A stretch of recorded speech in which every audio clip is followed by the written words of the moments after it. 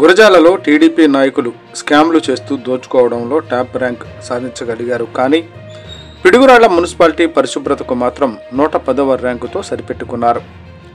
ఏడాది కాలంలోనే పిడుగురాళ్ల పట్టణాన్ని చెత్తగా చేసినందుకు మీ కూటమి ప్రభుత్వమే పిడుగురాళ్లకు 110వ ర్యాంకు ఇచ్చింది. కాసు మహేష్ రెడ్డి మాజీ ఎమ్మెల్యే. మేమున్నప్పుడు బ్రహ్మాండంగా రోడ్డు వెడల్పు చేసి ప్రతి ఇంటికి నీళ్లు ఇవ్వాలని దాదాపు 6-7 కనెక్షన్లు ఇస్తే ఈరోజు అవన్నీ ఆగిపోయినాయి. చెత్త చేశారు పిడుగురాళ్ళని.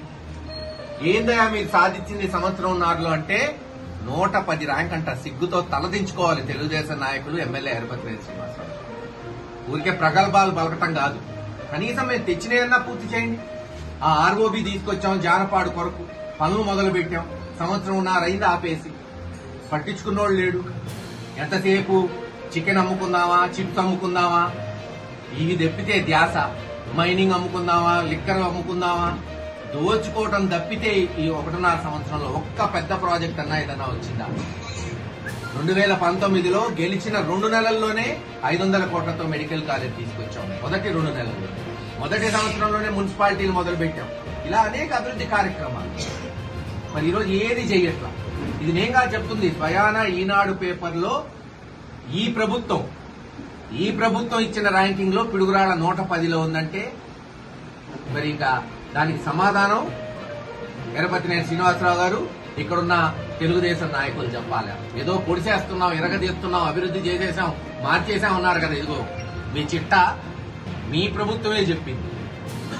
దాచేపల్లి ఏమో 90 అంట, పిడుగురాళ్ళేమో 110 అంట. కనీసం ఈ జిల్లాలో ఉన్న మున్సిపాలిటీల్లో కూడా ఇంత పరమ చండాలంగా ర్యాంకింగ్ ఎవరికి రాలేదు. ఇది మీ పాలన. ఖచ్చితంగా 3.5 సంవత్సరాల్లో మళ్లీ వైఎస్ఆర్సీపీ పార్టీ వస్తుంది. మాట ఇచ్చిన ప్రకారం పిడుగురాళ్ల, దాచేపల్లి, గురజాలని మేమేమో లండన్ చేస్తాం, ప్యారిస్ చేస్తామని చంద్రబాబు నాయుడు గారిలా సొల్లు చెప్పట్లా.